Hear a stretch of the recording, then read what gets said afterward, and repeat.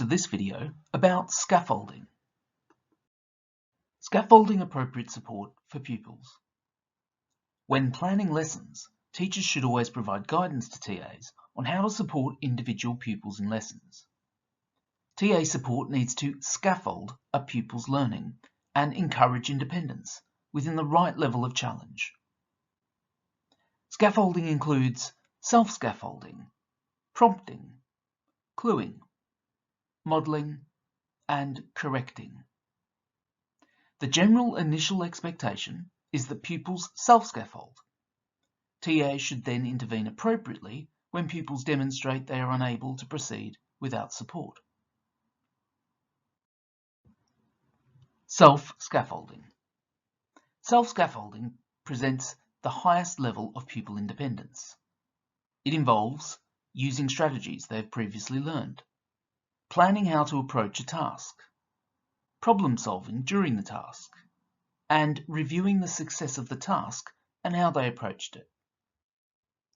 TAs observe, giving pupils time for processing and thinking. The aim is to nudge pupils into deploying a self-scaffolding technique. For example, what do you need to do first? Or what's your plan? Or an encouraging comment, for example, you can do this. Prompting. TAs provide prompts when pupils are unable to confidently self-scaffold. Prompts are generic, encouraging pupils to draw on their own knowledge, including silent prompts, saying nothing and resist the temptation to do or say something. Gestural prompts. These are non-verbal gestures, such as pointing to a prompt sheet.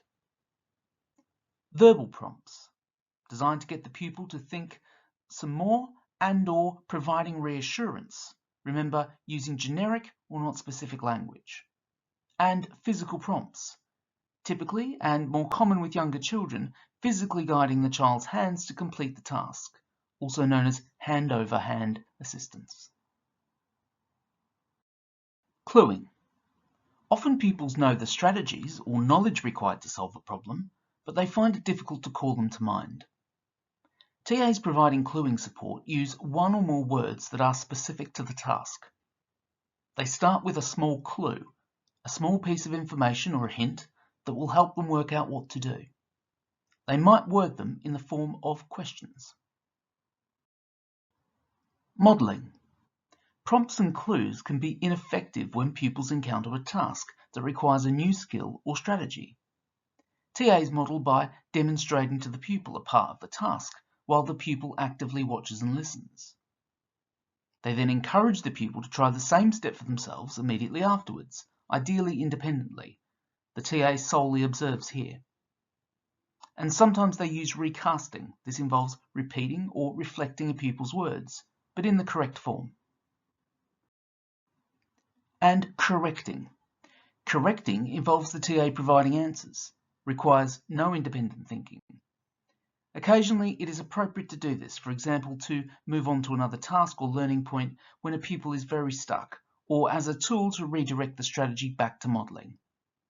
TAs should always aim to use the other approaches first. This is the end of this video. You can view more videos on this channel in the bite-sized series, including other bite-sized high-quality teaching videos.